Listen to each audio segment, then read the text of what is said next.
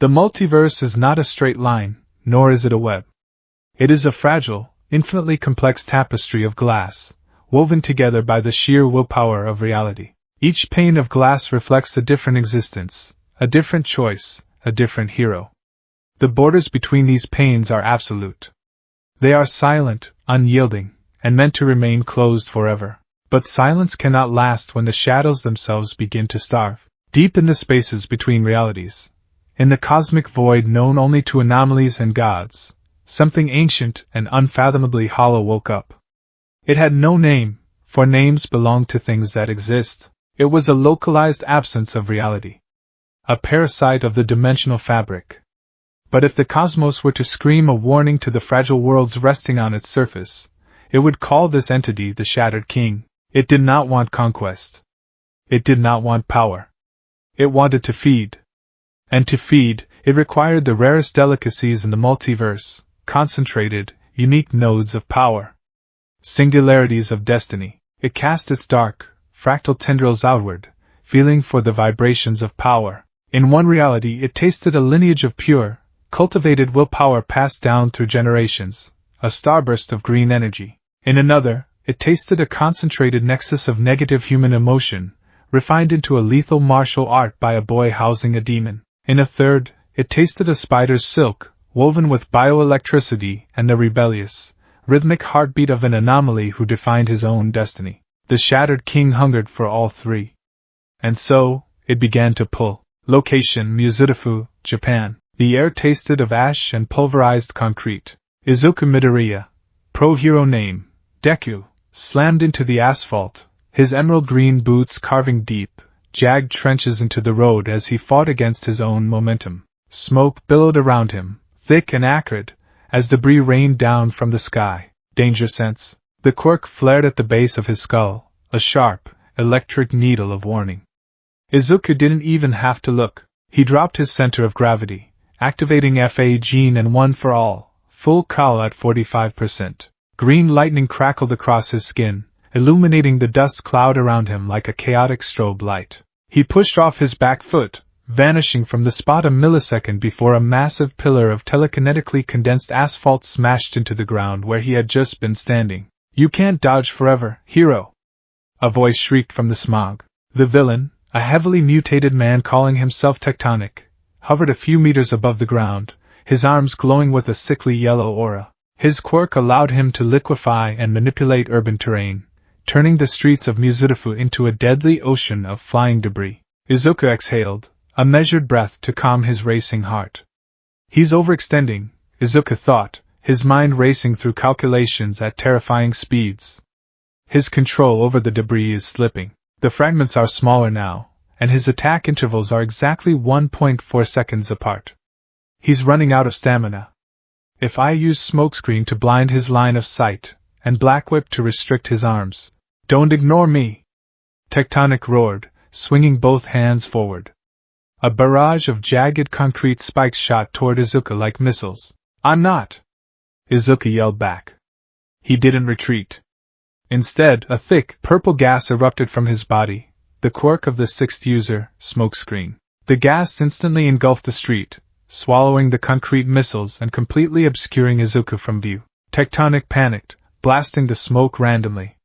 "Where are you?" "Above you." Izuku shot out of the smoke cloud, launching himself into the air using a burst of kinetic energy. Tectonic looked up, his eyes widening in terror at the sight of the boy bathed in emerald lightning. Black, tendril-like whips erupted from Izuku's forearms, snapping through the air with the speed of a striking viper. The black whip wrapped tightly around Tectonic's wrists, pinning his arms to his sides and neutralizing his quirk. Texas. Izuku pulled himself toward the villain using the whips, drawing his right fist back. The power of generations surged through his veins. He could feel the ghosts of the past users watching, lending him their strength. The weight of his mentor, All Might, rested heavily but comfortably on his shoulders. Smash! The punch didn't even physically connect. The sheer air pressure of Izuku's fist stopped inches from Tectonic's chest, generating a massive shockwave that knocked the wind out of the villain instantly. Tectonic's eyes rolled back into his head, and he went limp, dropping toward the ground. Izuku gently lowered him to the street with Black Whip, securing him for the police. Izuku landed softly, panting lightly. The green lightning faded from his skin. He wiped a streak of soot from his freckled cheek. Area secured, he muttered to his comms. Villain apprehended. No civilian casualties. Copy that, Deku. Uravity's voice crackled through the earpiece. Great work as always. We're on cleanup duty on Sector 4. Take a breather. Izuku smiled weakly. A breather sounded nice. He looked up at the sky, a clear, brilliant blue afternoon. He was just a teenager, yet the fate of Hero Society rested squarely on his shoulders. He didn't mind the weight. He had asked for it, fought for it, bled for it. But there were days when he wondered how much more the world could ask of him. Suddenly danger sense spiked. It wasn't a needle this time. It was a sledgehammer. Izuku fell to his knees, clutching his head as an agonizing, blinding pain ripped through his skull. He cried out, squeezing his eyes shut. It felt as though the entire world was screaming in agony. Deku? Deku, what's wrong? Uravity's voice panicked in his ear. Are you hurt? No. It's... Izuku gasped for air, forcing his eyes open. He looked up at the brilliant blue sky. It was no longer blue. A massive, jagged black crack had appeared across the heavens, as if the sky were a painted ceiling that had just been fractured by a baseball. The crack spiderwebbed outward, stretching across the horizon in seconds.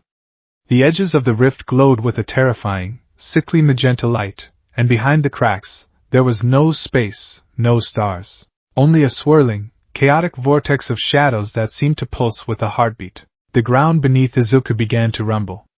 The gravity around him warped, defying the laws of physics. Loose chunks of asphalt, streetlights, and abandoned cars began to float upward, drawn toward the shattered sky. What is this? A quirk? No. This is too massive. This is... Uraraka! Izuku yelled into his comms, grabbing onto a fire hydrant as his own boots began to lift off the ground. Evacuate everyone! Get away from the open sky! The atmosphere is static. The comms were dead. The rift in the sky widened, tearing open with a sound like tearing metal. A tendril of pure, abyssal shadow whipped down from the tear. It didn't aim for the buildings. It didn't aim for the unconscious villain. It aimed directly at Izuku. Before he could activate One for All to dodge, the tendril wrapped around his waist. It was freezing cold, draining the warmth from his body instantly. No! Izuku screamed, firing Black Whip to anchor himself to the street. The black tendrils gripped the pavement, but the pavement itself was pulled up, shattering into dust under the sheer gravitational pull of the sky rift. Izuku Midoriya was ripped from his world, swallowed by the vortex of magenta and black, as the sky of Muzurafus shattered like glass behind him. Location: Tokyo, Japan. It was raining in Shibuya, though the rain couldn't wash away the stench of blood, ozone, and rotting meat. Yuji Itadori stood in the center of an abandoned intersection, his uniform soaked to the bone, his pink hair plastered to his forehead. He breathed heavily, the misty air escaping his lips in ragged white puffs. His knuckles were raw, bruised purple, and bleeding.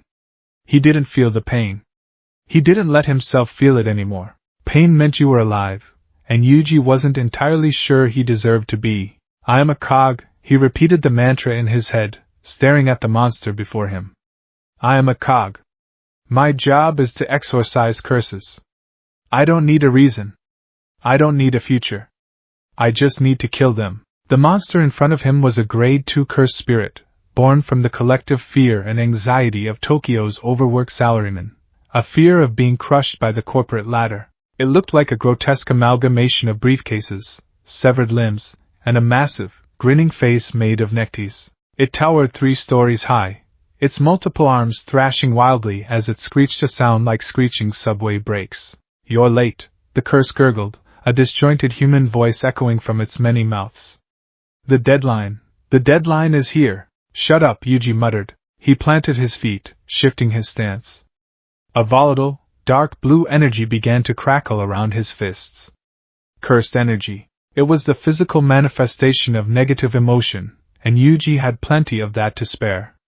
Guilt over Sukuna's rampage, grief over Nobara, over Nanami, over everyone who had died because he wasn't strong enough. He channeled all of it into his right fist. The curse lunged, swinging a massive, jagged arm made of jagged metal and bone down toward Yuji. Yuji didn't flinch. He didn't even blink.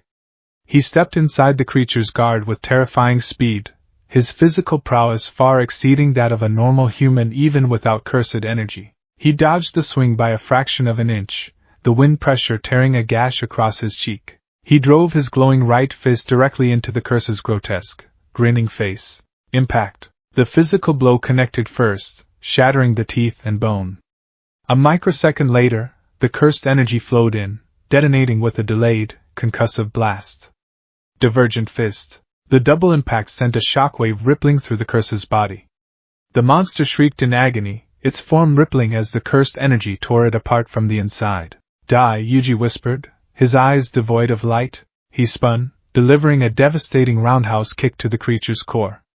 The air warped around his foot. A spark of black lightning flashed, a spatial distortion born of perfectly applied cursed energy. Black flash. The deafening boom echoed through the empty streets of Shibuya. The Grade 2 curse didn't just die. It was annihilated, reduced to raining purple ash and dissipating malice. Yuji stood in the falling ash, lowering his leg. He let out a long breath, staring at his hands. Another curse dead. Another drop in an endless ocean of suffering.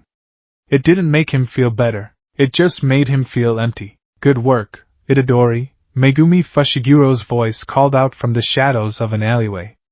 Megumi stepped into the rain, his hands in his pockets, his expression as unreadable as ever. That's 3 tonight. We should head back to the barrier. Maki is waiting. Yuji nodded slowly, turning toward his friend. Yeah. Let's go. But as Yuji took a step, the world skipped. That was the only way Yuji could describe it. The sound of the rain vanished. The ash froze in midair. The neon signs of Shibuya flickered wildly, shifting through colors that didn't exist in nature. Fushiguro? Yuji asked, his instincts flaring. Cursed energy spiked, but it wasn't coming from a curse. It was coming from everywhere. Itadori, look up, Megumi said, his voice laced with rare, naked panic. Yuji looked up. The clouds above Tokyo were boiling. They weren't gray anymore. They were bleeding a fluorescent, digital purple. And then, the sky broke apart. Massive, jagged fissures tore through the heavens, revealing an absolute void of swirling, glitching darkness. Domain expansion? Yuji yelled over the sudden, deafening roar of wind.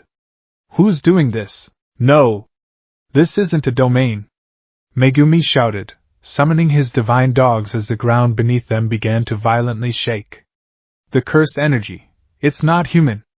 It feels like nothing. A shadow fell over Shibuya. It wasn't a cloud. It was a massive, tendril-like appendage reaching down from the shattered sky. It moved with blinding speed, bypassing the buildings, bypassing Megumi, and slamming directly into the street in front of Yuji. The shockwave knocked Megumi backward. Yuji crossed his arms, bracing against the gale-force winds. He stared into the shadow. It felt like looking into the maw of a starving beast. It felt like staring at the concept of non-existence. The shadow lunged. Yuji poured every ounce of his cursed energy into his fists, screaming as he swung a desperate, full-power punch at the tendril. Get away from me! His fist connected. But there was no impact. His arm passed right through the shadow. The tendril wrapped around Yuji's chest, instantly paralyzing him. The cold was absolute. It froze the cursed energy in his veins. Yuji gasped, his feet lifting off the pavement. Itadori! Megumi lunged forward, throwing his hands out to summon a shikigami. Fushiguro! Stay back! Yuji ordered, struggling against the grip. But it was useless. With a violent yank, the shadow pulled Yuji upward, accelerating at terrifying speed. The city of Tokyo became a blur beneath him. He was dragged into the purple, glitching rift in the sky, and as he passed the threshold of his reality, everything went to black. Location: Brooklyn, New York, Earth 1610. So tell me what you really want, 'cause I've been on a mission. The bass pounded through Miles Morales' headphones, perfectly syncing with the rhythm of his heartbeat. He loved this song. He loved this city. And most importantly, He loved being Spider-Man. High above the neon-drenched streets of Brooklyn, Miles was in his element. He was in a full dive, plummeting headfirst down the side of a massive glass skyscraper. The wind roared past his ears, fighting a losing battle against the music blaring in his headset. His sleek, black and red suit caught the city lights, making him look like a shooting star against the urban backdrop. At the last possible second, just as the pavement threatened to introduce itself to his face, Miles flipped. He shot a web from his left wrist, attaching it to a street lamp, and swung smoothly in a high, sweeping arc over the evening traffic. Woohoo! Miles cheered, completely ignoring the fact that his homework was due in 12 hours and he hadn't even started it. Spider sense tingling. It wasn't a warning of imminent doom. It was a gentle nudge, a buzz at the back of his neck that told him where to look. Miles twisted midair, spotting a heavily armored van tearing down Flatbush Avenue, aggressively swerving through traffic. 4 NYPD cruisers were hot on its tail, sirens blaring. Looks like the Alchemax boys are doing some unauthorized tech relocation, Miles muttered to himself, tapping his mask to switch his comms to the police frequency. Don't worry, officers. Your friendly neighborhood Spider-Man is on the clock. Miles let go of his web, launching himself over a yellow cab. He shot a web line to the corner of a building, using the momentum to slingshot himself directly above the speeding armored van. He dropped onto the roof of the van with a heavy metallic thud. Inside, the driver cursed, swerving wildly to try and shake him off. Miles easily kept his balance, his fingers and toes sticking to the metal via static adhesion. He crawled to the back doors of the van. Knock, knock! Miles yelled, leaning upside down and peering through the reinforced glass window. Inside, 3 heavily armed thugs in tactical gear stared back at him in shock. They were guarding several crates glowing with unstable, purple dimensional energy. One of the thugs raised a high-tech laser rifle and fired directly at the glass. Miles simply let go. He dropped toward the asphalt as a red laser beam melted through the doors right where his head had been. Before his feet could touch the ground, he fired 2 webs, latching onto the rear bumper of the van. He skied on his shoes behind the speeding vehicle for a few seconds, letting the music in his headphones hit the chorus. All right, playtime's over, Miles said. He yanked himself forward, flying back up to the doors. He channeled his bioelectricity. Blue and yellow sparks danced across his knuckles, crackling with volatile energy. He slammed his fists into the metal doors. Venom strike. The bioelectric charge surged through the vehicle's chassis. It bypassed the armor, frying the engine block and overloading the van's electrical systems.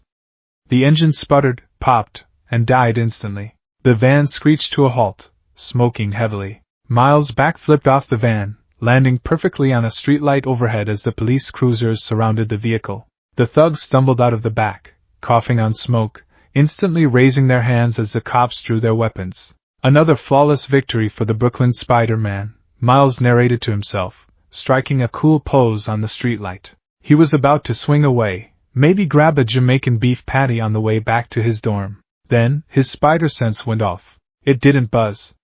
It screamed. It was a violent, agonizing screech inside his head, louder and more painful than when he had first encountered the spot. It felt like thousands of spiders were biting the inside of his skull. Miles gasped, clutching his head, and nearly fell off the streetlight. The music in his headphones distorted, warping into a horrific, demonic screech before shorting out completely. The vibrant colors of Brooklyn, the neon pinks, the taxi yellows, the sky blues, began to bleed. Literally bleed. The geometry of the world began to glitch. A billboard advertising soda suddenly shattered into pixelated hexagons. The police cars below shifted violently, turning into 1920s jalopies, then futuristic hover cars, before turning back. The cops and the thugs froze, their bodies phasing in and out of reality like a broken VHS tape. What is happening? Miles panicked, his breathing shallow. Is this the multiverse collapsing? Is Miguel here? Miles looked up. The sky above Brooklyn didn't shatter like glass. It dissolved. A massive, gaping hole of antimatter opened up above the city skyline.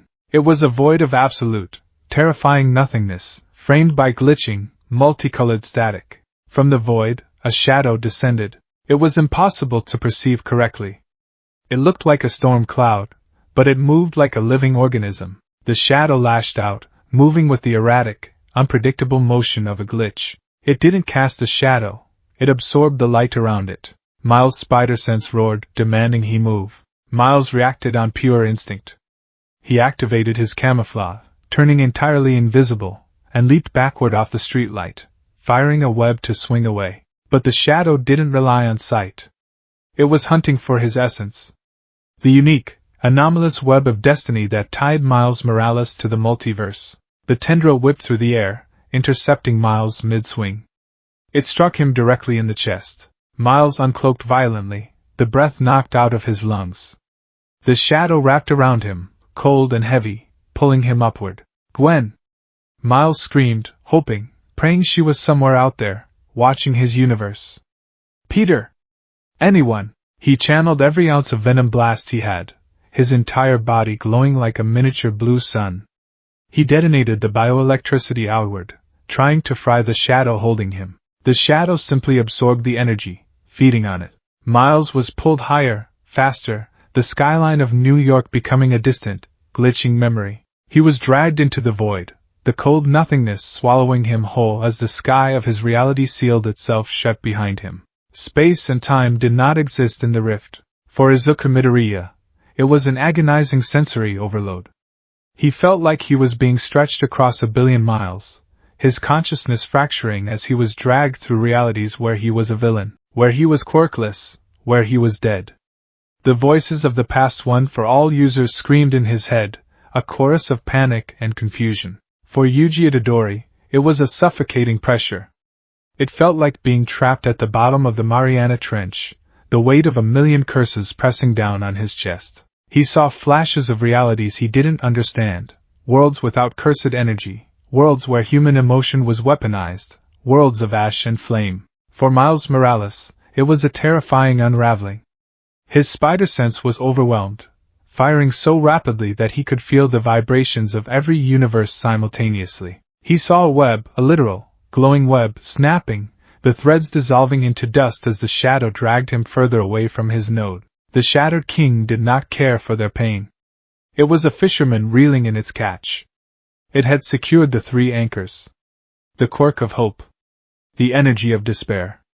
The anomaly of destiny. With a final, violent yank, the shadow dragged all 3 of them out of the cosmic slipstream, throwing them down into the center of a forgotten, dead pocket dimension. The impact was brutal. Izuku hit the ground hard, tumbling head over heels across a surface that felt suspiciously like cold, smooth tile. He skidded to a halt, groaning, his body aching as if he had just used 100% smash without preparation. Yuji crashed down a second later, landing on his feet, but immediately buckling under his own momentum. He slammed a hand into the ground, dragging his fingers across the earth to slow himself, leaving deep claw marks in the dirt.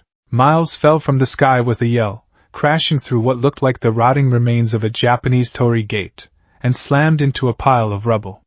He lay there for a moment, seeing stars. Silence descended on the void. Slowly, painfully, the 3 heroes began to move. Izuku pushed himself up on trembling arms. His analytical mind immediately kicked into overdrive, suppressing the panic of being abducted. Assess the situation. Assess the environment. Assess the threats. He looked around. The sky was not a sky. It was a swirling nebula of gray and silver clouds, casting a dull, twilight illumination over the landscape. But the landscape itself was the most terrifying part. It was a graveyard of realities. Izuku was standing on a large, floating island suspended in a void. The ground beneath him was a patchwork quilt of different worlds. To his left was a pristine, tiled floor that looked like a high school hallway. To his right, a chunk of cracked asphalt with yellow taxi-cab doors embedded in it. In the distance, a ruined, ancient temple merged seamlessly with a modern, neon-lit subway station. Where am I? Izuku thought, his breathing picking up. A villain's quirk? A teleportation trap? No. The scale of this. The villain from before, the rift. He heard the crunch of debris. Izuku snapped his head up.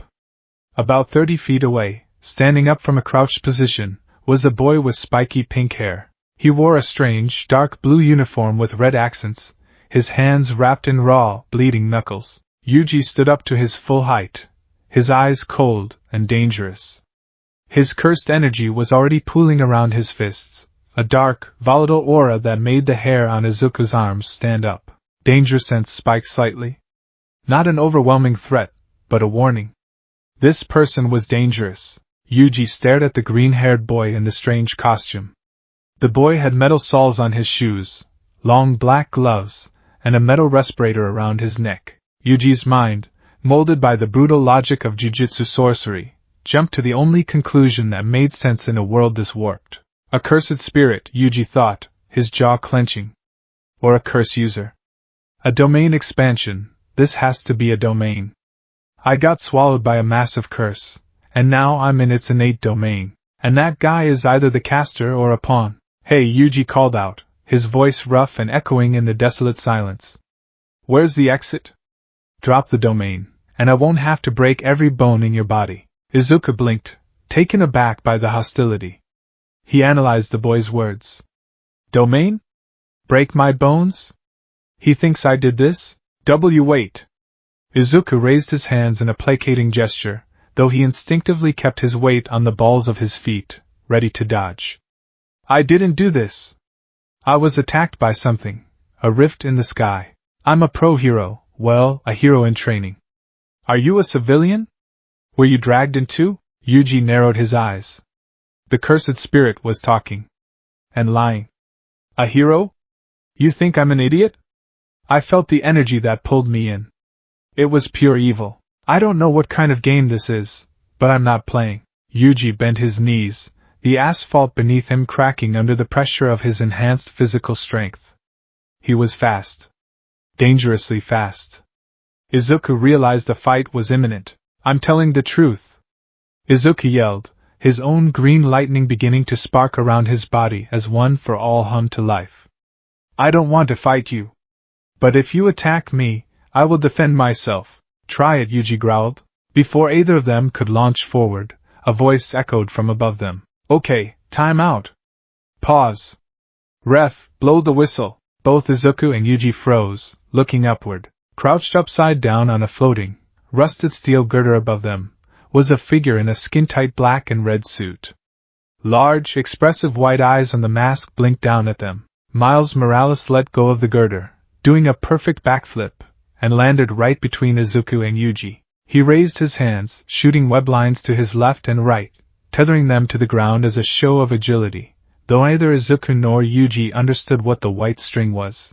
Alright, let's turn the dial down from an 11 to, like, a 4, Miles said, his voice modulated slightly by his mask.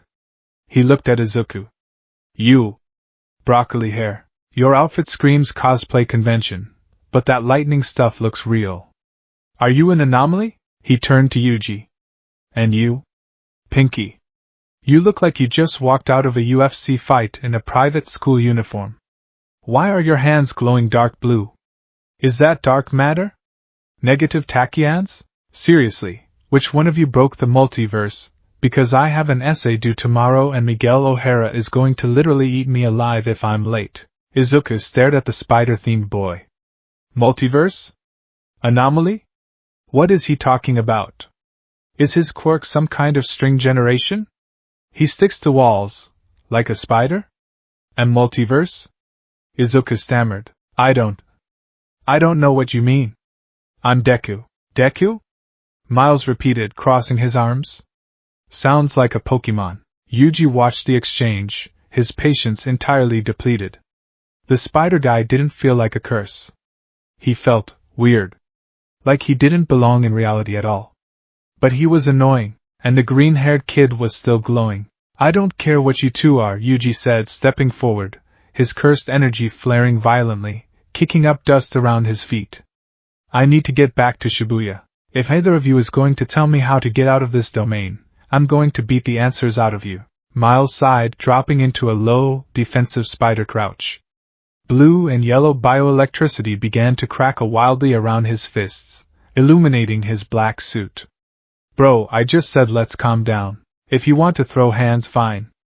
But I'm warning you, I pack a serious punch. Izuku's eyes darted between the two of them.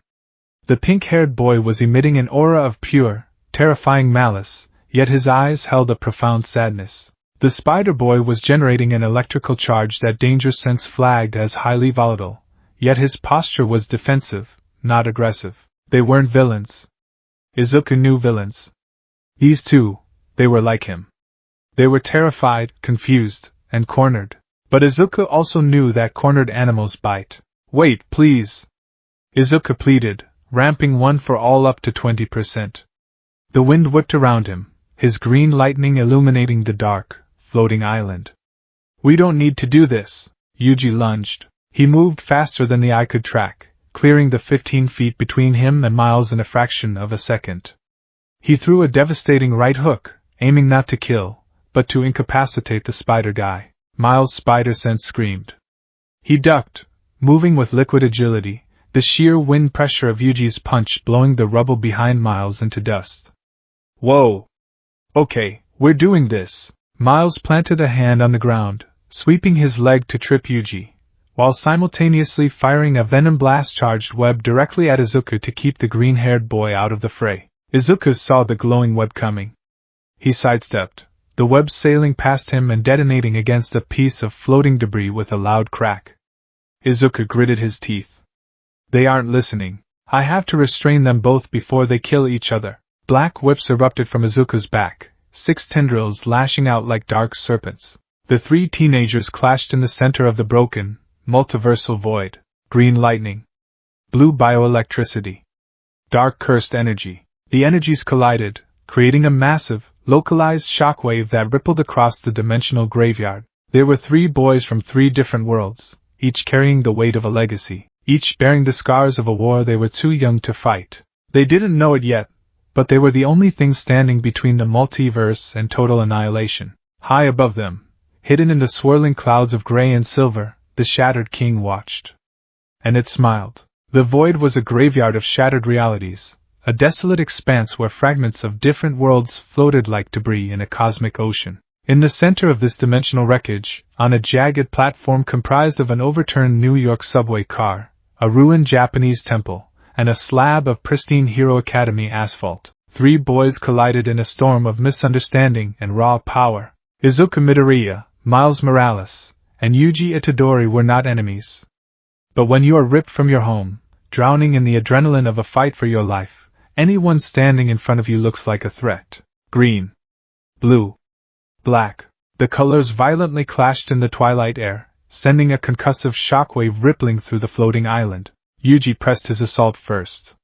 His mind, conditioned by the brutal, merciless warfare of the jujitsu world, calculated that the spider-themed boy was a ranged fighter, while the green-haired boy with the black tendrils was a mid-to-close-range threat. To a sorcerer, hesitation meant death. I don't have time for this, Yuji roared. He pivoted on his heel, the ground cratering beneath his dark blue sneakers. He ignored the green-haired boy for a fraction of a second, launching himself directly at Miles. Miles' spider sense flared, a sharp, ringing buzz at the base of his skull. Whoa! Chill, man, chill, he yelped, backflipping off the crushed hood of a yellow taxi cab just as Yuji's fist slammed into the metal where his head had been a millisecond prior. The impact was deafening. The taxi didn't just dent, it folded entirely in half, the reinforced steel crumpling like wet tissue paper under the sheer force of Yuji's strike. A burst of volatile, dark cursed energy exploded outward from the point of impact, sending shrapnel flying into the air. Miles landed on the side of a floating brick wall, his fingers sticking effortlessly to the masonry. His large white mask lenses widened in shock. Okay, so you're like super strong. Cool. Love that for you. But have you tried therapy instead of punching cars? Miles raised his wrists, his web shooters clicking. Thwip! Thwip! 2 streams of synthetic webbing shot forward, twisting in the air. Yuji didn't try to dodge. He raised his forearms, letting the webs strike him. They stuck to his forearms like liquid cement, hardening instantly. Gotcha, Miles smirked beneath his mask. He braced his feet against the wall and pulled hard, intending to yank the pink-haired brawler off balance. But Yuji didn't budge. He looked at the white webbing covering his wrists, then looked up at Miles with cold, dead eyes. Annoying. Instead of being pulled, Yuji pulled back. With a vicious grunt, he yanked his arms backward.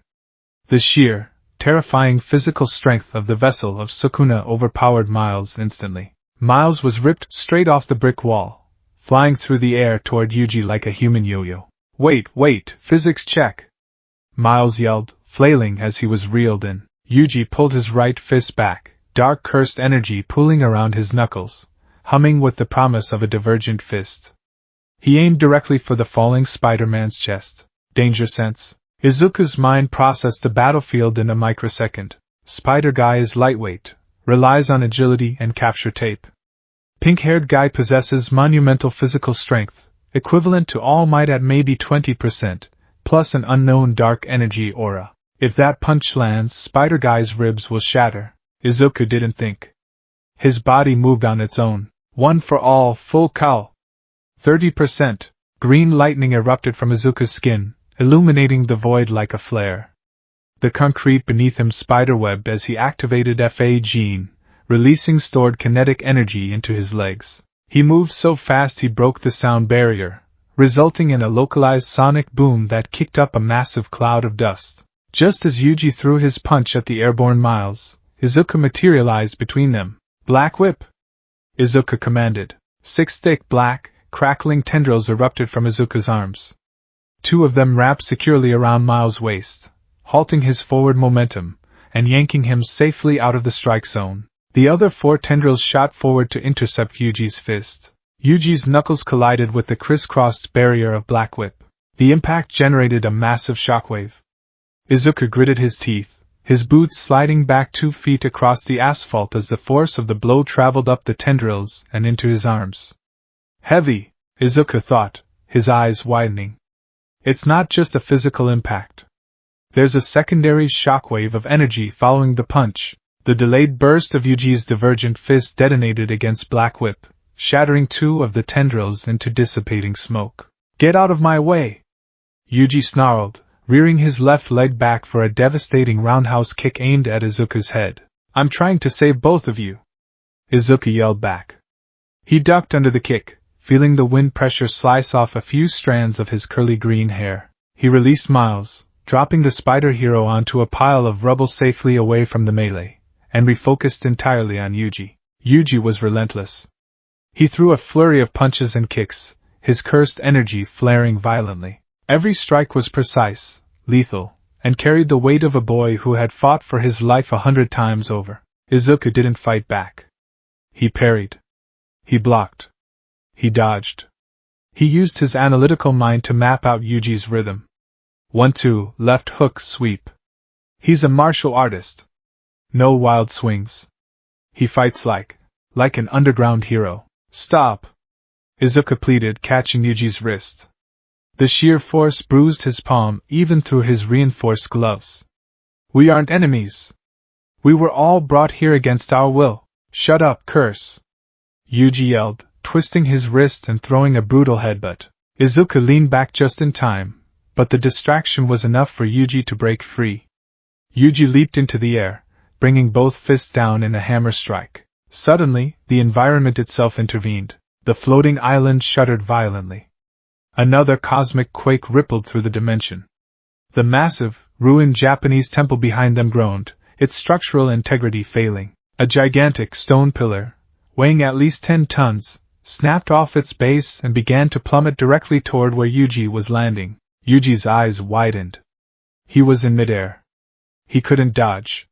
He braced himself, preparing to take the crushing weight, hoping his cursed energy reinforcement would be enough to keep him alive. He didn't have to. Look out! Izuku pushed off the ground, a blur of green lightning. He didn't attack Yuji. Instead, he tackled the pink-haired boy out of the air, wrapping his arms around him. Detroit. Izuku twisted his body, aiming his right leg upward at the falling pillar. Smash! A massive burst of air pressure erupted from Izuku's kick. The 10-ton stone pillar didn't just stop.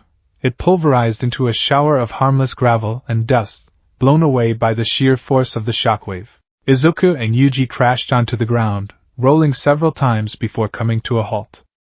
Izuku was on top, breathing heavily, his green lightning flickering and dying down. Yuji lay on his back, staring up at the green-haired boy. His cursed energy sputtered and faded. The hostility in his eyes was replaced by profound confusion. He saved me, Yuji thought. Curses don't save people. Curses don't bleed. He looked at Izuku's cheek, where a piece of flying gravel had left a small, bleeding scratch. Red blood. Human blood. Are you okay? Izuku asked, his voice shaking slightly as he pushed himself up off Yuji, offering a gloved hand. Yuji didn't take the hand immediately. He sat up, his shoulders slumping as the adrenaline began to leave his system. You're human. I told you I was, Izuku said, a tired but gentle smile breaking through his anxiety. Hey! Are we done playing Super Smash Bros? Both boys turned. Miles Morales was walking toward them, having dropped down from the rubble. He tapped the side of his mask, and with a soft whirring sound, the red and black fabric retracted around his neck, revealing the face of a teenage boy. He looked no older than Izuku or Yuji, his brown skin lightly slicked with sweat, his expression a mix of exasperation and relief. Because I gotta tell you, my danger tingle is giving me a massive headache, and I'm really not in the mood to fight an anime protagonist and a guy who punches cars, Miles said, putting his hands on his hips. Izuku blinked, his mouth dropping open. He immediately deactivated his iron saws and pulled his metal respirator down from his face. You're just a kid. I am 15, bro. I'm practically an adult, Miles scoffed, though the tremor in his hands betrayed his bravado. He looked at Yuji. What about you, Pinky? You done trying to turn my ribs into a xylophone? Yuji slowly stood up, dusting off his Tokyo Jujutsu High uniform.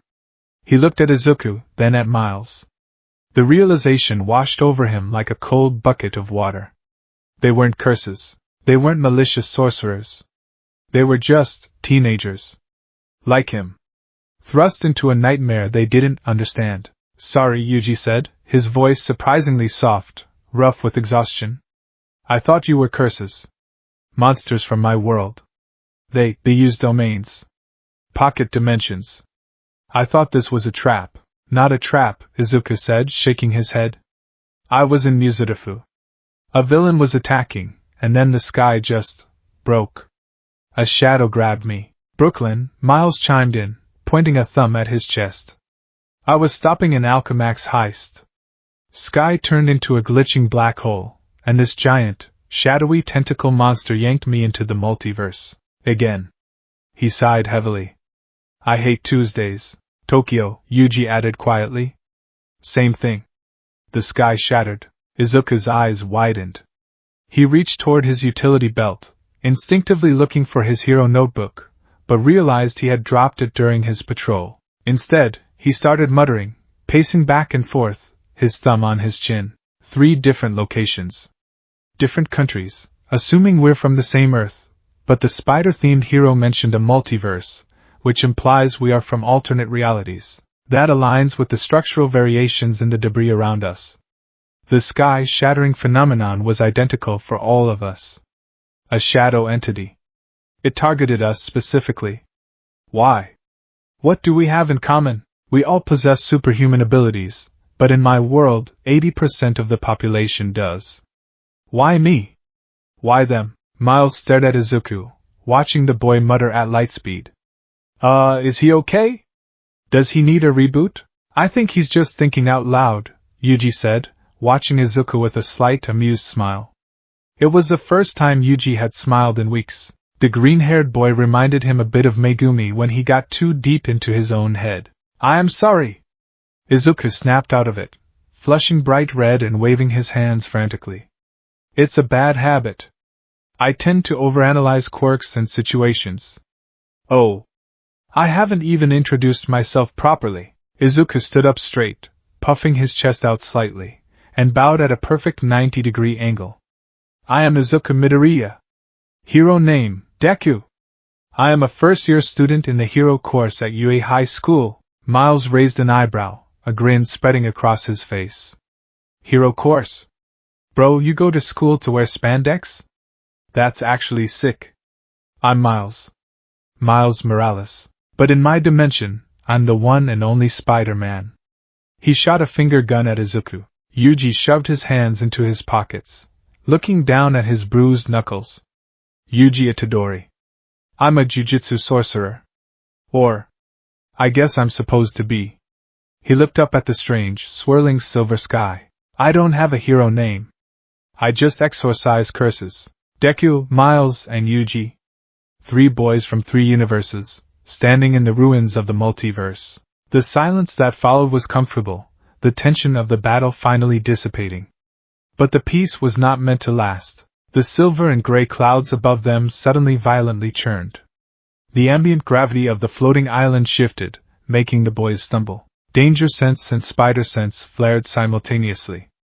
Izuku and Miles both clutched their heads, wincing. Something's coming, Miles warned, his mask sliding back over his face in a blink, his lenses narrowing. Get behind me, Yuji said, stepping forward, his fist igniting with cursed energy once again. Izuku powered up full cowl, green lightning dancing across his arms. From the center of the swirling nebula above, a pillar of pure, refracted light descended. It did not strike the ground like lightning, but gently cascaded down like a waterfall of shattered glass. When the light hit the ground, it began to coalesce, forming a towering, ethereal figure. It was humanoid, but made entirely of floating, shifting panes of stained glass. It had no face, only a glowing orb of warm, golden light where its head should be. It radiated an aura of immense, ancient sadness. It did not feel evil to Yuji, nor did it trigger Izuku or Miles' danger senses. It just felt dying. Peace, children of the convergence, the entity spoke. Its voice was not a sound, but a vibration that resonated directly in their minds. It sounded like a choir of 1 billion voices whispering at once. I mean you no harm. I have not the strength left to harm a fly, even if I wished it. Who are you? Izuku asked, stepping forward, keeping his guard up but lowering his fists. Where are we? I am the Weaver, the glass entity replied, its form shifting, a few panes of glass falling from its body and dissolving into dust before they hit the ground. Or I was the guardian of the borders, the custodian of the panes that keep the infinite realities separated. And you are in the null space. The graveyard of worlds that have been consumed. Consumed? Miles repeated, his voice tight. Consumed by what? That giant shadow thing that grabbed us? Yes. The Shattered King, the Weaver's voice trembled, a deep, resonant hum of fear. It is a parasite of the multiverse. It was born in the darkness between realities, feeding on the runoff energy of destroyed universes. But it grew greedy. It no longer waits for worlds to die. It is actively killing them. The Weaver raised a hand made of floating glass shards. An image materialized in the air between them, like a 3-dimensional holographic projection. It showed 3 distinct glowing orbs. One glowed a brilliant, emerald green. One pulsed with a complex, web-like pattern of blue and red. The third throbbed with a dark, volatile crimson and black energy. To destroy a universe, the king must anchor itself to it, the Weaver explained. It seeks out singularities. Nexuses of unique, condensed power. It has driven 3 convergence anchors into your respective realities, using them as siphons to drain the life force of your worlds. Wait, Izuku's breath hitched. He stared at the green orb in the projection. He recognized that energy. It felt exactly like the embers of power inside him. That green light, is that? Yes, Izuku Midoriya, the Weaver said. The first anchor has attached itself to the legacy of One for All. The culmination of generations of heroic willpower. Miles stared at the blue and red web. And mine? It attached to the web of destiny? Because I'm an anomaly? Because you are a nexus, Miles Morales. You are a Spider-Man who defines his own fate. The king feasts on the paradox of your existence. Yuji didn't have to ask.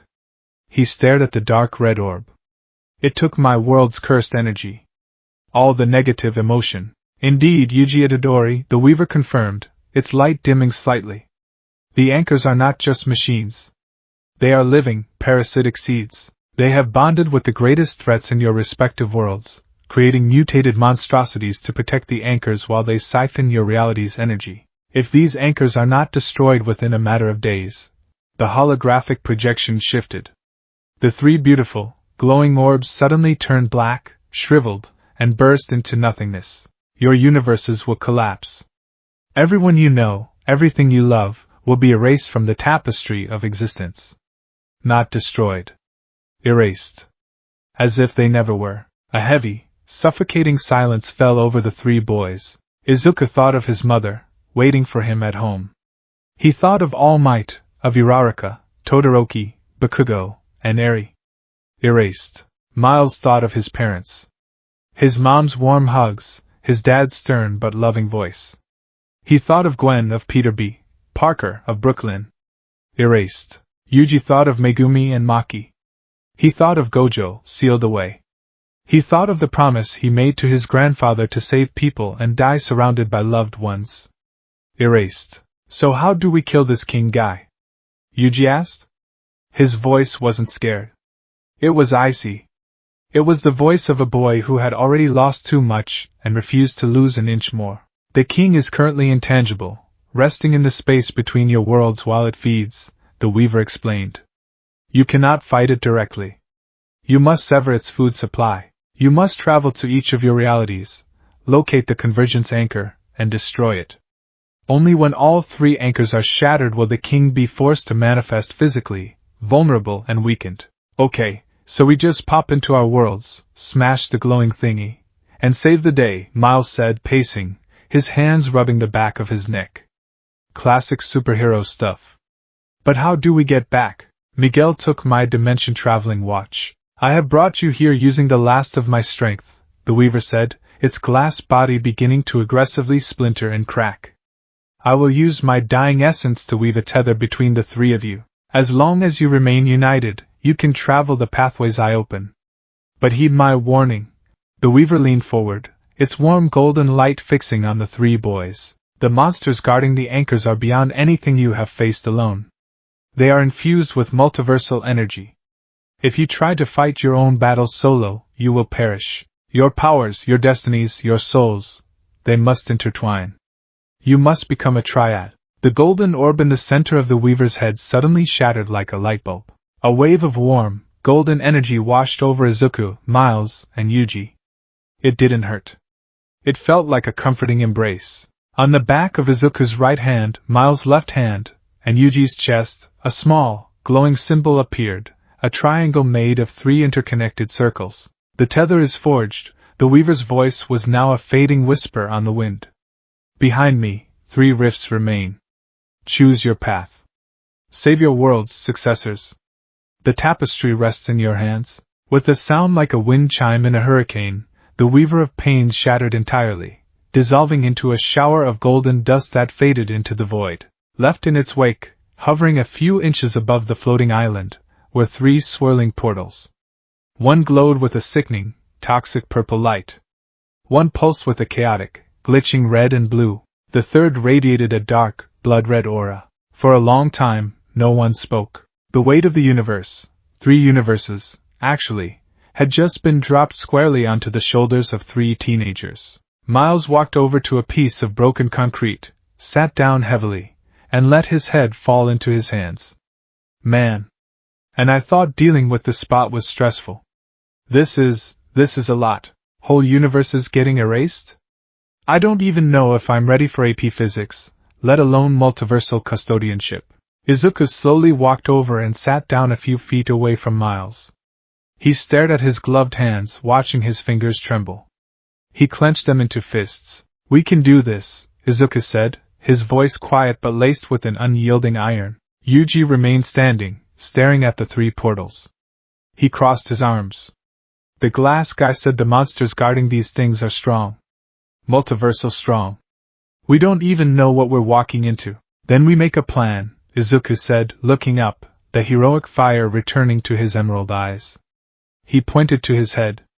We need to understand each other's capabilities. If we have to fight as a team, we can't afford friendly fire like earlier. We need synergy. Miles lifted his head, a small smile creeping onto his face. Synergy. Nice corporate buzzword, Deku. Okay, I'll bite. Let's do a resume rundown. I'm Spider-Man. I got bit by a radioactive spider from another dimension. Yuji blinked. A spider bit you, and now you have superpowers? Yeah. Super strength, agility. I can stick to walls. I have this thing called a spider sense that warns me when danger is coming. Oh, and I can turn completely invisible, Miles ticked off his fingers, and I can generate bioelectricity from my body. I call it a venom blast. Izuku's eyes were practically sparkling. He was frantically muttering, committing every detail to his encyclopedic memory. Invisibility and bioelectricity? That's incredible. The stealth applications combined with an area of effect stun attack make you a perfect vanguard and tactician. Does the electricity conduct through your webbing? Yeah, actually. It does, Miles chuckled, slightly overwhelmed by Izuku's intense fanba energy. What about you, Green Bean? What's your deal? You mentioned quirks earlier. Right. Izuku nodded. In my world, most people are born with superpowers called quirks. Mine is called One for All. It's a stockpiling power passed down from generation to generation. It grants me immense physical strength, speed, and durability. Passed down? Yuji asked, turning away from the portals to look at Izuku. Like a cursed object? You ate something? Izuku flushed, remembering eating All Might's hair. Something like that. But One for All also contains the quirks of the past users. I can generate Black Whip, those tendrils you saw, from my arms to capture enemies or swing from buildings. I can create a smokescreen. I can store kinetic energy for explosive bursts of speed, and I have a danger sense similar to your spider sense, Miles. Okay, so you're the heavy hitter with utility, Miles nodded appreciatively. Swiss Army knife of heroism. Respect. What about you, Yuji? What's a jujitsu sorcerer? The mood instantly shifted. The air around Yuji grew heavy, the faint smile vanishing from his face. Yuji walked over and leaned against the ruined subway car, looking down at his bruised hands. My world is different from yours. We don't have quirks. We have cursed energy. It leaks out of ordinary people when they feel negative emotions, fear, anger, grief. When too much of it pools in one place, it creates cursed spirits. Monsters. Izuku and Miles listened in rapt silence, sensing the deep, agonizing trauma in Yuji's voice. Sorcerers use their own cursed energy to fight them, Yuji continued, his voice monotone. I'm a close-quarters fighter. I don't have fancy webs or tendrils. I just channel cursed energy into my strikes to exorcise them. If I hit hard enough, and my concentration is perfect, I can create a spatial distortion called a black flash. It exponentially increases the impact of my hit. That's amazing, Yuji, Izuku said earnestly. You protect people from their own nightmares. I try, Yuji whispered, looking away. But my world is messed up. A while ago, I ate a real cursed object. A finger belonging to the king of curses, Sukuna. He lives inside me now. Yuji tapped his chest. I'm his vessel. He's evil. Pure evil. And because of him, because of me, a lot of people have died. People I loved. Izuku felt a pang in his chest. He saw the look in Yuji's eyes. It was the same look Izuku had seen in his own mirror during the Dark Hero arc, when he had abandoned his friends to hunt Shigaraki alone, convinced his mere presence was a danger to everyone he cared about. Miles felt it too. He recognized the crushing weight of guilt. The guilt of Uncle Aaron dying in his arms. The guilt of knowing that being a hero often meant the people around you paid the price. Miles stood up, walking over to Yuji. He didn't offer pity. He offered solidarity. He held out his fist. In my world, Miles said softly, Spider-Man always loses someone. It's like a twisted rule of the universe. I lost my uncle. It tore me apart.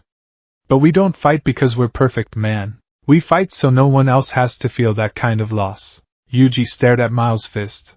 Izuku stood up and walked over, placing his hand gently on Yuji's shoulder. Before I got my quirk, I was quirkless. I was completely powerless. I know what it feels like to think you're a burden, Yuji, but you aren't a vessel to me. You're a hero. You saved me from that falling pillar. Yuji looked at the two boys. Izuku's earnest, emerald eyes, filled with unrelenting hope. Miles' steady, empathetic gaze, filled with understanding. For the first time since the Shibuya incident began, Yuji felt a spark of something other than despair. He felt the warmth of camaraderie. These boys didn't know his sins, but they understood his pain, and they didn't care. They just wanted to help. Slowly, Yuji raised his bruised hand and bumped his fist against Miles. Okay, Yuji said, exhaling a long breath. Okay. Let's do this. That's what I'm talking about. Miles grinned, turning back to Izuku. Alright, Captain Deku, what's the play? Which portal we hitting first? Izuku stepped up to the 3 swirling rifts. He closed his eyes, focusing on the danger sense buzzing at the base of his skull. The purple portal to his world felt chaotic, but stable. The glitching portal to Miles' world felt erratic, humming with a slow building pressure. But the blood-red portal to Yuji's world, it felt like an open wound. It was screaming in agony. Izuku opened his eyes and pointed to the red portal. There. Yuji's world. The anchor there feels the most aggressive. If we don't stop it soon, the cursed energy will accelerate the collapse. Yuji nodded, his expression hardening into stone. We're going to Shibuya. It's a war zone right now. Curses everywhere. The anchor probably merged with something nasty. Stay close to me, and whatever you do, do not let a curse touch you if it has a domain. Understood, Izuku said, pulling his respirator back up over his mouth, his eyes narrowing in focus. Miles pulled his mask down, the white lenses snapping into place. Alright, boys. Let's go save the multiverse. Triad of successors, moving out. Yuji stepped forward first, staring into the blood-red rift that led back to his nightmare. He didn't feel the crushing dread he had felt an hour ago. He wasn't walking in alone. Without looking back, Yuji stepped into the portal. Izuku and Miles followed instantly, side by side, leaping into the unknown. The void fell silent once more as the red portal snapped shut behind them, leaving only 2 rifts, waiting for the heroes to return. The tether woven by the dying weaver of pains felt less like a bridge and more like a rip in the fabric of a dream. As Izuku, Miles, and Yuji stepped through the blood-red portal, they didn't walk, they plummeted. The sensation was violently disorienting, a high-speed freefall through a kaleidoscope of jagged red and black fractals. Izuku squeezed his eyes shut, his stomach lurching as the pressure inside his skull spiked. Beside him, he could hear Miles let out a breathless, static-laced yell. The only thing anchoring them to existence was the faint, warm, golden glow burning on Izuku's hand, Miles' hand, and Yuji's chest. The triad symbol pulsed in time with their synchronized heartbeats. Then, the free fall ended with a sickening crunch. They slammed onto solid ground. Izuku hit the pavement gracefully, a quick burst of 1 for all at 5% allowing him to tuck and roll, absorbing the kinetic energy. Miles wasn't so lucky, tumbling over a mound of debris and landing unceremoniously in a puddle of murky water. Yuji landed perfectly on his feet, his knees bending silently to absorb the shock, a ghost returning to his haunt. Ugh, I swallowed dimension juice, Miles groaned, pushing himself up onto his hands and knees and spitting out a mouthful of foul-tasting rainwater. Rating that interdimensional Uber a solid 1 star. Izuku stood up, dusting off his green hero costume, and immediately began his standard post-landing protocol. Assess the environment. Locate civilians. Identify hazards. He looked around. And then, Izuku Midoriya froze. The analytical engine in his brain, usually capable of processing a dozen variables a second, ground to a terrifying halt. He had seen destruction before. He had seen the aftermath of Tamura Shigaraki's decay wave in Jaka City. He had seen Kamino Ward leveled by All for One.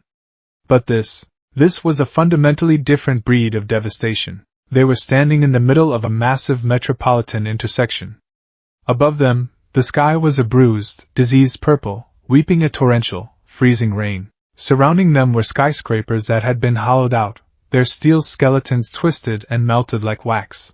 Giant, perfectly spherical craters, hundreds of meters wide, had been carved out of the city blocks, leaving nothing but smooth, pulverized dust in their wake. But it wasn't the structural damage that paralyzed Izuku. It was the atmosphere. The air was so thick, so impossibly heavy, it felt like breathing underwater.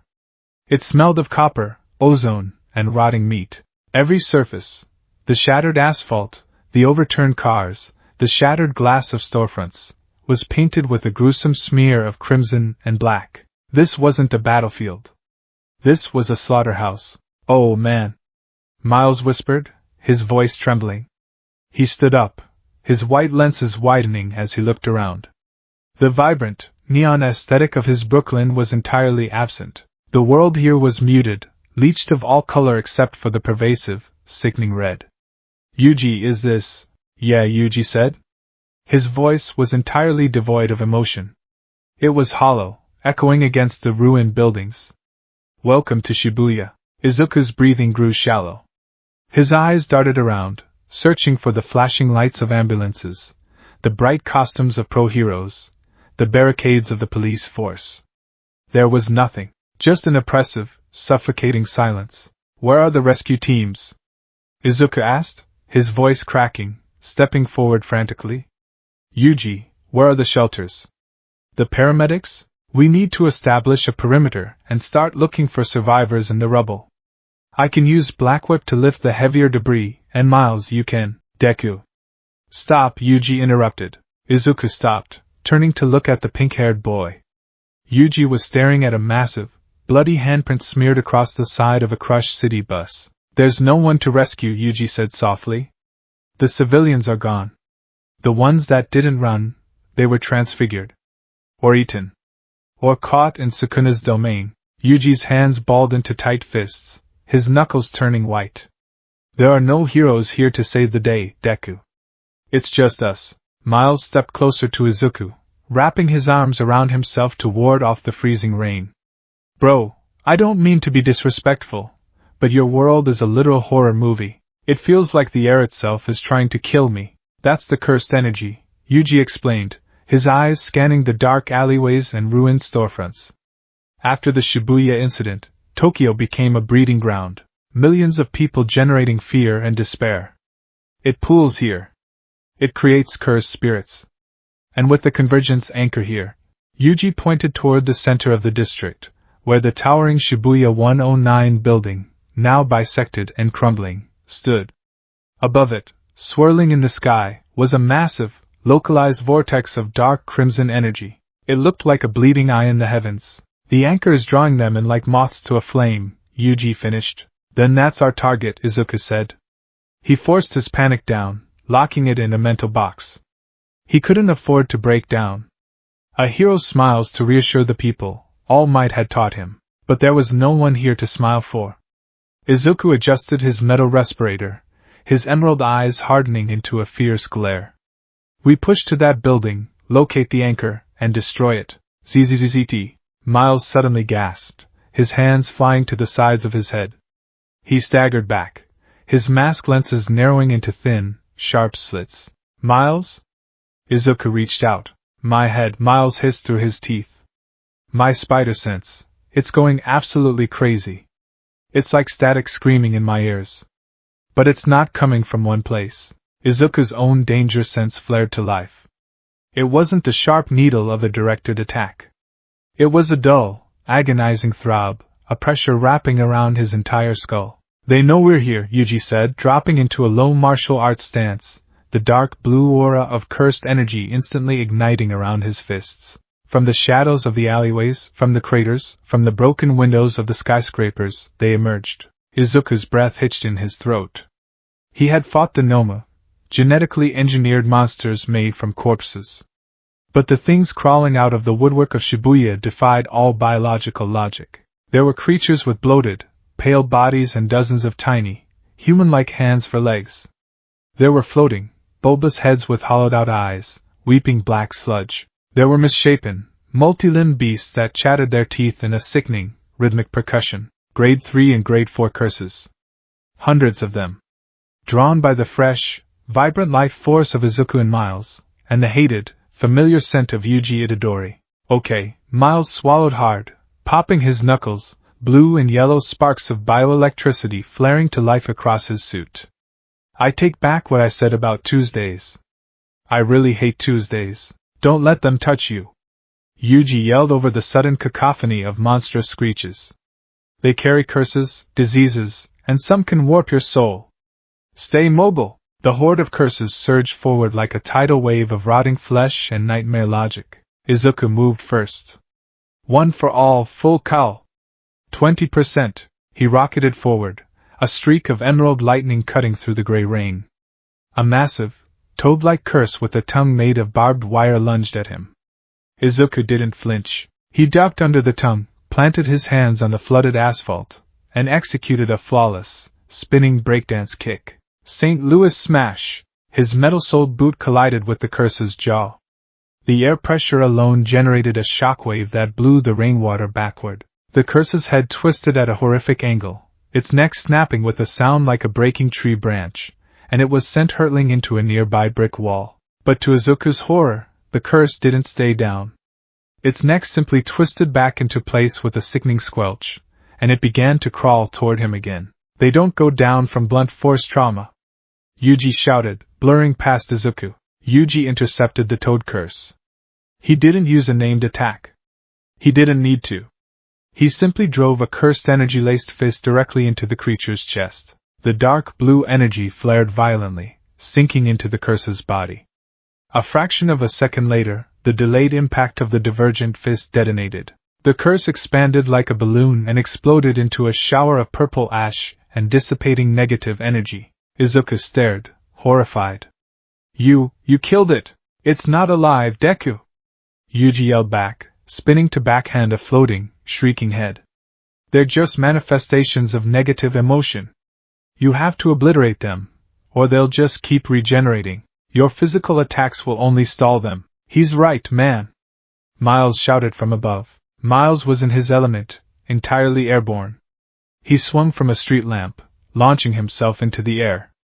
A cluster of flying, bat-like curses swarmed him. But Miles had an advantage no jujitsu sorcerer ever had. His spider sense, tuned to the multiversal web of destiny, was picking up the cursed energy as pure, unadulterated danger. Every time a curse generated the intent to attack, Miles felt it a full second before they moved. He moved with liquid grace, twisting, flipping, and contorting his body in midair, dodging razor-sharp claws and toxic spit by mere millimeters. You guys are so ugly. Seriously, who is your character designer? Miles taunted. He fired 2 web lines, sticking to the faces of 2 curses, and yanked them together, smashing their heads into each other. Eat this! Venom blast! Miles channeled his bioelectricity through the web lines. A massive surge of blue and yellow lightning traveled down the synthetic webbing and struck the curses. The bioelectricity, acting as a raw, positive, energetic force, violently clashed with the negative cursed energy. The resulting reaction was explosive. The curses shrieked as their bodies were fried from the inside out, turning to ash. Whoa! Miles landed on the side of a building, looking at his hands. Okay, so my venom blast works on them. Good to know, Deku. Use your powers to control the crowd. Set them up, we'll knock them down. Yuji ordered, taking on the role of the seasoned veteran in this nightmare. Izuku's tactical mind immediately snapped into focus. He pushed aside his aversion to lethal force. These weren't villains. These were unthinking natural disasters. Copy that! Izuku shouted. He jumped backward, landing on the roof of a crushed car. He activated the quirk of the 6th user. Smoke screen! A massive, dense cloud of purple smoke erupted from Izuku's body, instantly covering the intersection and blinding the horde of curses. The monsters shrieked in confusion, thrashing blindly. Miles! Above! Izuku yelled, firing 6 strands of black whip into the smoke. He used danger sense to locate the curses within the cloud, wrapping the tendrils around the waists and limbs of a dozen monsters. With a roar of effort, Izuku activated FA Gene, releasing stored kinetic energy, and violently yanked his arms upward. He ripped a dozen curses out of the smoke, launching them high into the air. I got him! Miles leaped off the building, turning completely invisible midair. He fell right into the center of the airborne curses, reappearing as he unleashed a massive, radial burst of bioelectricity. Mega Venom Blast! A dome of brilliant blue lightning illuminated the dark skies of Shibuya, instantly incinerating the suspended curses in a blinding flash. Down on the ground, Yuji used the cover of Izuku's smoke to move like a ghost. He darted between the remaining curses, his fists and feet glowing with dark energy. Every strike was perfectly placed, brutally efficient. He didn't waste a single movement. Punch, exorcise. Kick, exorcise. Within 3 minutes, the intersection was silent once more, save for the patter of the freezing rain. The horde of grade 3 and 4 curses had been reduced to nothing but purple ash washing away in the gutters. Izuku deactivated full cowl, panting softly. He looked at Yuji, who was shaking the ash off his hands with a practiced, numb indifference. Izuku felt a deep ache in his chest. Yuji was his age. He shouldn't be so used to slaughter. Miles dropped down from a web line, landing lightly next to them. He pulled his mask up halfway to wipe the sweat from his chin. Okay. Teamwork makes the dream work. That was a solid 8 out of 10 combo, boys. That was just the fodder, Yuji said, looking toward the Shibuya 109 building. The crimson vortex above it was spinning faster now. The anchor is reacting to our energy. It knows we're coming. We need to move before it sends something worse. Right, Izuku nodded, his expression grim. Let's stick to the rooftops. Less chance of getting ambushed, and we can maintain a visual on the target. The trio moved silently across the ruined skyline of Shibuya. Miles used his webbing to swing between the shattered skyscrapers, while Izuku carried Yuji, using Black Whip and bursts of full cowl to bound across the massive gaps. As they drew closer to the center of the district, the environment began to change. It wasn't a gradual shift. It was an abrupt, horrifying transition. Izuku landed on the roof of a department store about 2 blocks away from the 109 building and immediately dropped to his knees, gasping for air. Deku! What's wrong? Yuji asked, dropping beside him. Miles landed a second later, stumbling and clutching his chest. Bro. What is... I can't breathe. The air feels like lead. We crossed the boundary, Yuji grimaced, his own cursed energy flaring instinctively to protect his body. It's an innate domain. The monster guarding the anchor is emitting a barrier of pure, concentrated despair. Izuku squeezed his eyes shut. It wasn't just physical pressure. It was psychological. The moment they had crossed the invisible line, a wave of crushing, paralyzing depression had slammed into Izuku's mind. He suddenly heard a voice. You're just a quirkless nobody, Deku. You can't save anyone. It was Bakugo's voice, from middle school. Then it shifted. It was Sir Night Eye, bleeding out on the hospital bed. I'm sorry, Midoriya. The future, it's dark. Izuku gripped his head, tears welling in his eyes. The weight of his responsibilities, the legacy of One for All, the expectation to be the next symbol of peace, the terrified faces of the civilians he couldn't reach in time during the war, it all rushed to the surface, magnified 1,000 times. I'm not strong enough. I'm going to fail them. I'm going to fail everyone. Beside him, Miles was curled into a ball on the rooftop, his breathing erratic. You're a mistake, Miles, a deep, distorted voice echoed in his head. The voice of Miguel O'Hara. You don't belong here. You're just a kid playing dress-up. Uncle Aaron died because of you, and Gwen is going to die because of you. Miles clawed at his mask, trying to tear it off, a sob catching in his throat. Stop it please. Yuji stood between them. He felt the despair, too. He heard Sukuna laughing in his ear.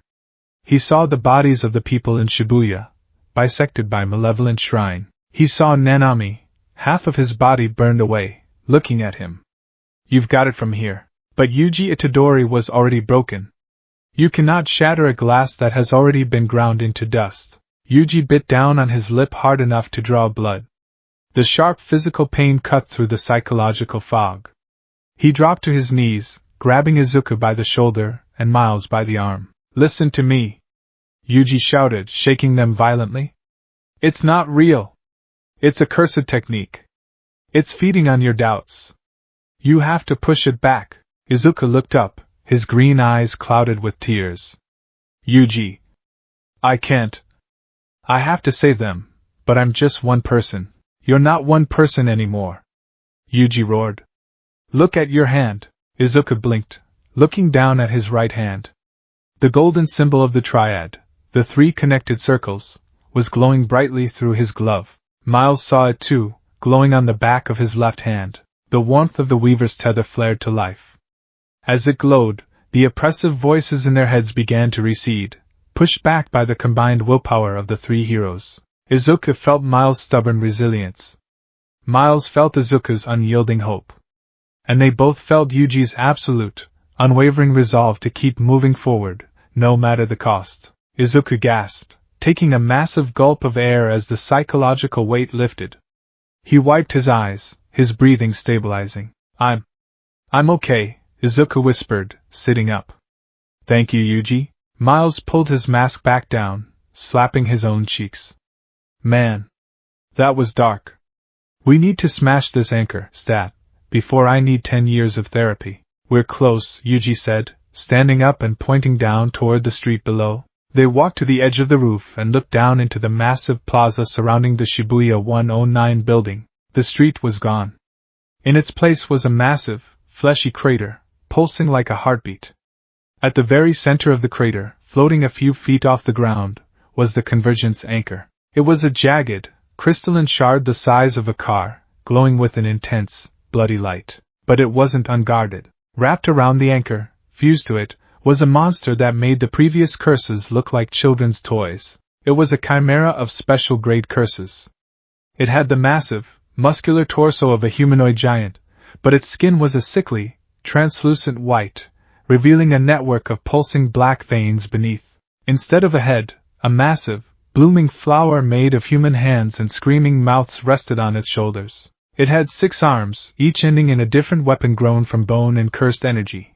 A massive cleaver, a spiked mace, a scythe. As they watched, the monster reached out, grabbed a wandering grade 2 curse, and shoved the screaming creature into the flower mouth on its shoulders, consuming it to fuel the anchor. Analysis, Izuku whispered, his eyes narrowing, his mind completely focused. The hero was back. It's huge, which means it likely has high durability, but potentially lower mobility. It has 6 arms, meaning engaging it in close-quarters combat from a single vector is suicide. The anchor is embedded in its chest cavity. We have to breach the armor to reach it. It's absorbing lesser curses to heal and power up, Yuji added, his eyes locked on the beast. It's a cursed womb adaptation. If we don't kill it fast, it will keep regenerating. So we hit it fast, hit it hard, from all sides, Miles said, his bioelectricity crackling. I'll take the high ground. Draw its attention. You two go for the kneecaps. Agreed, Izuku said.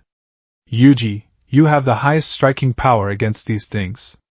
I'll use Black Whip to bind its arms, open up its guard, and you deliver the killing blow to the anchor. Got it, Yuji said.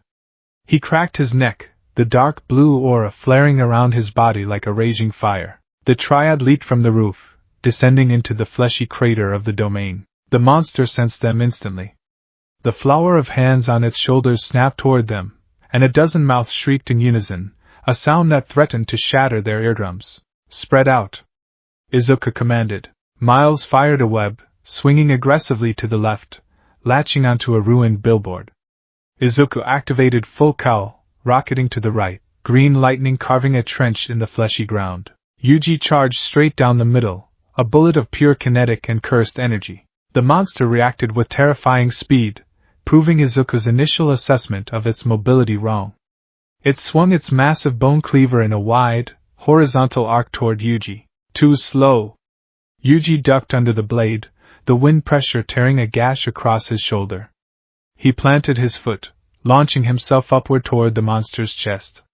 Divergent fist. Yuji slammed his glowing fist into the monster's ribcage. The double impact detonated. A massive chunk of the beast's translucent white armor shattered, revealing the glowing red convergence anchor beneath. But the monster didn't stagger. It simply twisted its torso, bringing its spiked mace down toward Yuji in a crushing blow. Thwip! Thwip! 2 thick strands of webbing shot out, adhering to the monster's mace arm. Miles, anchored to the billboard, strained with all his might, his muscles bulging beneath his suit. Not today, ugly! Miles yanked backward, altering the trajectory of the mace just enough. It slammed into the ground inches from Yuji, kicking up a shower of debris. Black Whip!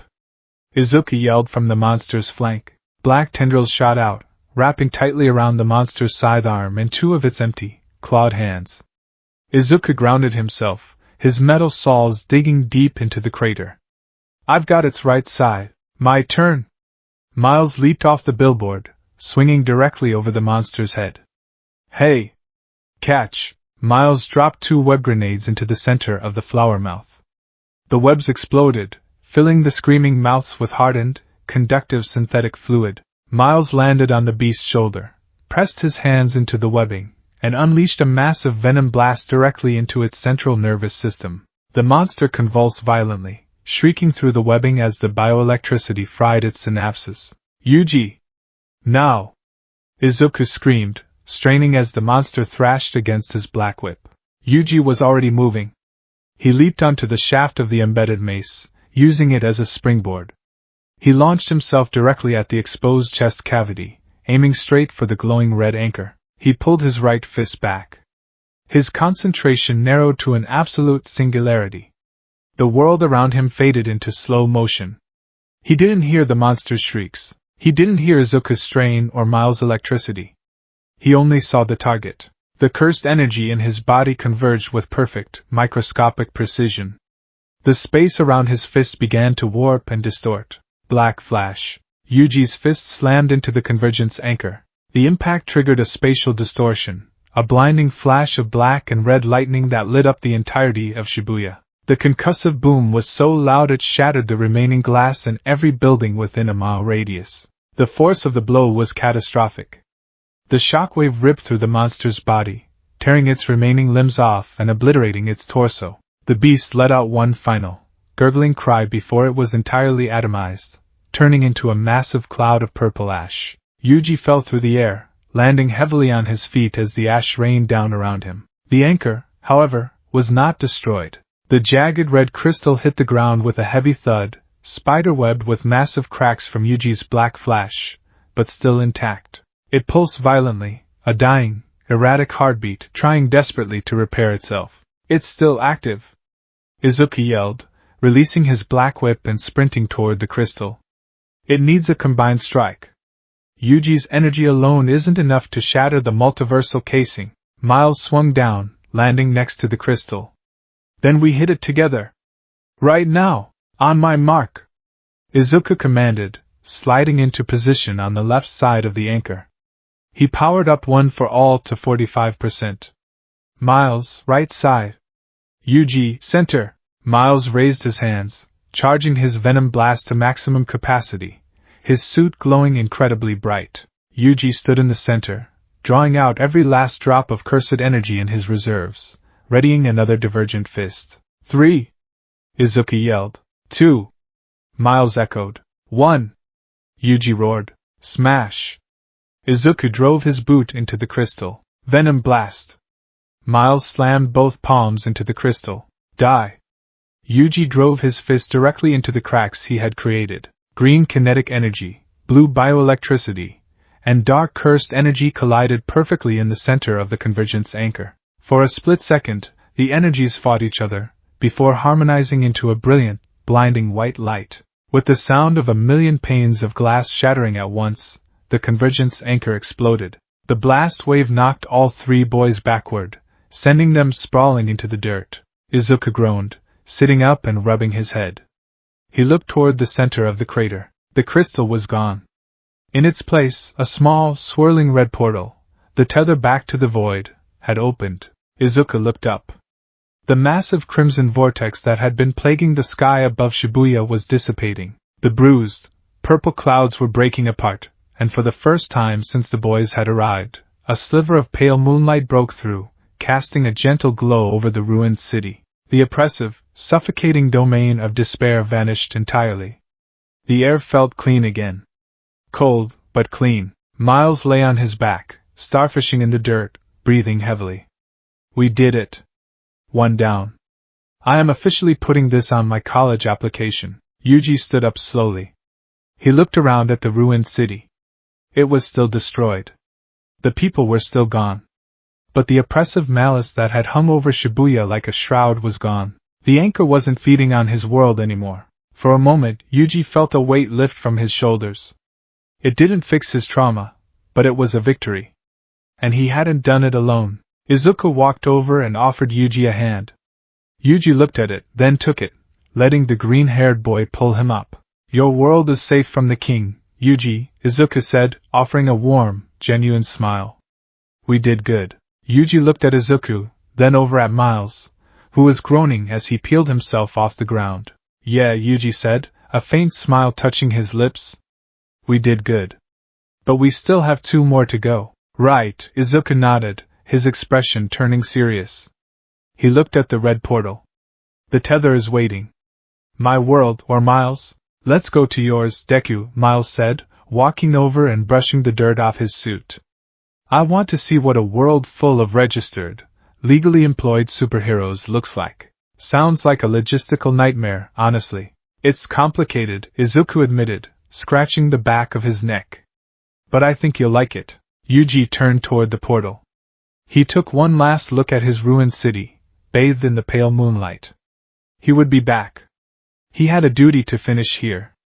But right now, his new friends needed him. Lead the way, Captain Deku, Yuji said. United by the glowing tether on their skin, the triad of successors stepped into the portal, leaving the graveyard of Tokyo behind, ready to face the world of heroes.